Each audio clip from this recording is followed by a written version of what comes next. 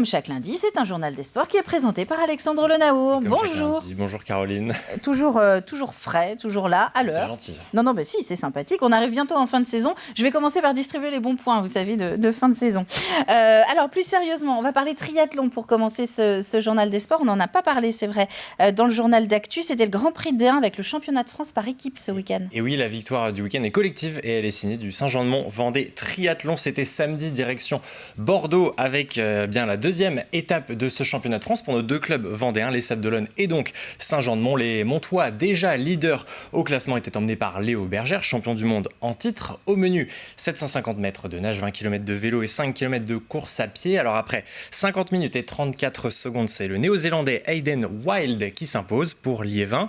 Léo Bergère, 3e à 12 secondes, ainsi que Nathan Graël, 5e, et Louis Vitiello, 6e, permettent à Saint-Jean-de-Mont de signer une deuxième victoire d'équipe en 2 étapes. Il en reste encore 3 pour rappel. L'épilogue de ce championnat de France aura lieu à Saint-Jean-de-Mont. Ce sera le 9 septembre prochain. On y sera évidemment. Évidemment, Saint-Jean-de-Mont qui est un peu la capitale du tri en Vendée, hein, on en parle beaucoup. Avec les Sables d'Olonne également. Avec les Sables d'Olonne, oui, c'est vrai, évidemment. Du football et ce tournoi international Ulrich, c'est pas Ulrich, Ulrich Ramé et Constance Picot. Les finales, c'était hier à Challans, un tournoi un petit peu perturbé par la météo. C'est ça, là aussi, il y a eu des intempéries ce week-end, il faut le noter, mais ça s'est bien déroulé, en tout cas la plaine des sports à Challans, où l'on soufflait d'ailleurs les 10 bougies de l'événement. 128 équipes réunies depuis vendredi avec près de 1700 enfants participants, 96 équipes côté garçons pour le tournoi Ulrich Ramé, 32 pour les féminines et le tournoi Constance Picot. 6 nations ont également fait le déplacement: l'Ukraine, la Pologne, la Roumanie, la Hongrie, la Tunisie et le Maroc. Les finales avaient lieu hier après-midi en simultané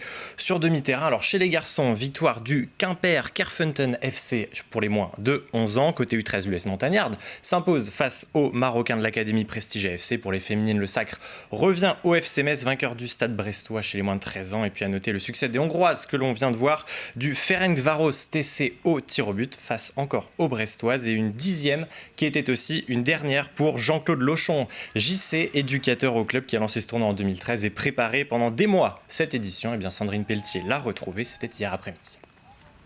Cette 10e édition pour moi était très importante puisque c'était de recevoir les Ukrainiens. C'était le but pour leur rendre un hommage, parce que depuis le 22 février 2022, nous les aidons vraiment avec la municipalité de Challans. La difficulté, c'était effectivement d'arriver à avoir les autorisations de sortie. Donc c'est ma plus belle récompense pour ma 10e année. Et on avait aussi les territoires d'outre-mer, notamment l'île de la Réunion et Mayotte, et 25 départements français qui étaient présents pour une beauté. L'objectif, faire plaisir aux jeunes, et quand on voit les filles qui dansent ce soir-là, c'est magnifique. On va parler d'équitation aussi avec le jumping des herbiers. C'était vendredi, samedi et normalement dimanche, mais décidément, la pluie, la tempête, les coups de tonnerre ont un peu chamboulé tous les programmes sportifs. Il y a eu une modification. Exactement, ça se passait en tout cas du côté du parc équestre du Bocage aux Herbiers. 3 jours de compétition, il y avait normalement 5 épreuves programmées par jour, des amateurs aux professionnels, avec des barres allant de 95 à 140 cm. Ce jumping qui devait se clore, vous l'avez dit Caroline, bien dimanche après-midi avec le Grand Prix 140 de la ville des Herbiers, mais l'épreuve reine a dû être annulée hier en cause un terrain inondé après les fortes pluies du début de journée. Une décision prise à l'unanimité avec l'organisation et les 12 cavaliers qui devaient concourir. En revanche, nous étions sur place samedi sous le grand soleil, vous le voyez sur ces images, pour une autre épreuve. C'était le Grand Prix 125, une épreuve remportée par Héloïse Le Gouern avec son cheval Canakin du Sudre Z, surnommé Cana King. La cavalière de 25 ans, originaire du Maine-et-Loire, devance Pierre Beaujard et Manon Droit. Héloïse Le Gouern, la gagnante, que je vous propose d'entendre. Elle était au micro de Thibaut Grasset. On est venu là à la base pour travailler, parce que la semaine prochaine on a les championnats de France Pro Élite, mais de complet à Vittel. Donc voilà, une épreuve 125, c'est un petit peu plus petit que ce qu'on aura, mais il a besoin de sortir et de faire des parcours. Donc voilà, c'était super, et du coup le sans faute nous a donné accès au barrage. Ça, on a un peu moins l'habitude d'en faire. Voilà, donc j'ai essayé de jouer le jeu, de tourner, d'avancer. On a de l'air et tout, j'ai déjà couru sous des conditions plus dures. Moi, il a l'avantage que du coup je le prépare beaucoup plus qu'un cheval de CSO. Et il fait des galops toutes les semaines pour préparer le complet de la semaine prochaine. Donc il est très frais, il pourrait refaire la même épreuve tout de suite que ça irait. Et nous allons prendre maintenant la direction d'Esnay et parler un petit peu de course à pied avec les foulées à Gésinat.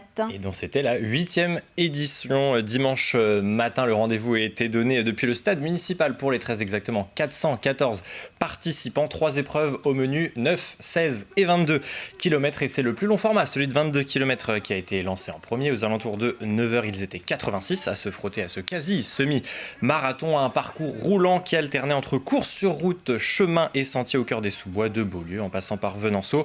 Résultat des courses chez les hommes, c'est un habitué de ce journal des sports, Arnold Jansson du Team Sport 85 qui s'impose, chrono d'1h 17 minutes 24 secondes. Suivent ensuite Cyril Valin pour la SV Luçon et François Grelier. Côté femmes, le meilleur temps est signé Océane Libouban en 1h 44 minutes 24 secondes qui accroche ainsi la 31e place au général. Mélanie Rousselot et Maëlys Gravel complètent le podium et entre les averses et les orages, Thibaut Grasset est allé recueillir la réaction du vainqueur, Arnold Jansson. J'étais prudent, on va dire que j'ai pris un départ 7-8e, j'ai mis un peu de temps avant de revenir sur les premiers. Mais il a fallu que je m'emploie quand même à la mi-course pour rattraper Valin qui était parti, on va dire, avec une trentaine de secondes d'avance. Et une fois que je suis rentré sur lui, j'ai tenté, j'ai dit allez, j'attaque aussitôt pour voir s'il est dans le dur. Et j'ai réussi à creuser seconde par seconde. Et en gros, c'était à bloc jusqu'à l'arrivée, quoi. On avait une météo qui était plutôt clémente. On a eu 3 gouttes au départ, on s'est dit tiens, ça va tomber. Puis finalement, non. Donc avec un temps couvert, il fait lourd, mais on va dire que c'est mieux qu'un soleil qui tape fort. Donc non, on avait des conditions quasiment idéales. Arnold Jansson qui déprime totalement Alexandre Le Naour parce qu'il remporte toutes les courses et c'est un ancien du Tour de France. Voilà, le nom m'évoquait quelque chose, vous me confirmiez l'information. On va parler multisport, enfin fête du sport en tout cas. Ça, c'était au Sable d'Olonne ce week-end avec pas mal de disciplines à découvrir sur le Remblai. Vous avez peut-être déjà choisi en tout cas, Caroline, votre sport pour la rentrée prochaine. Je n'en dirai pas plus, ça restera entre nous. On le saura au mois de septembre, alors à ce moment-là. En tout cas, si ce n'était pas déjà fait, samedi, vous n'aviez que l'embarras du choix pour cette 3e édition de la fête du sport, un événement co-organisé par la ville et l'Office du sport Sablais. Ça se passait entre la place du tribunal, le jardin de ce même tribunal et la grande plage. Une trentaine d'associations sportives sablaises étaient présentes pour faire découvrir plusieurs activités physiques. Vous le voyez sur ces images, on a de l'escalade, du tir à l'arc, de la danse, du basket, du roller, de la boxe Muay Thai. Et vous pouvez également ajouter à cette liste qui n'est pas exhaustive de la marche nordique, de la course d'orientation, du disque golf et aussi du sandball ou beach handball, c'est-à-dire du handball pour les anglophones, les pieds dans le sable. Vous l'aurez compris, une activité qui était organisée par le SEC OHB dont je vous propose de retrouver tout de suite le président, Olivier Lerouzic, pour un rapide mode d'emploi. Il était interrogé par Sandrine Pelletier.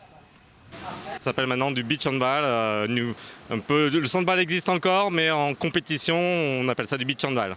Alors c'est du hand, mais adapté à la pratique sur du sable, donc avec des règles un peu adaptées, notamment le fait qu'il n'y a pas d'engagement au milieu du terrain, c'est les gardiens qui relancent, le fait que pour marquer un but, il faut faire une figure de style, quoi. Voilà. L'objectif, c'est de s'ouvrir en fait, ne pas rester enfermé dans les gymnases et donc pouvoir pratiquer en extérieur, et notamment sur la plage.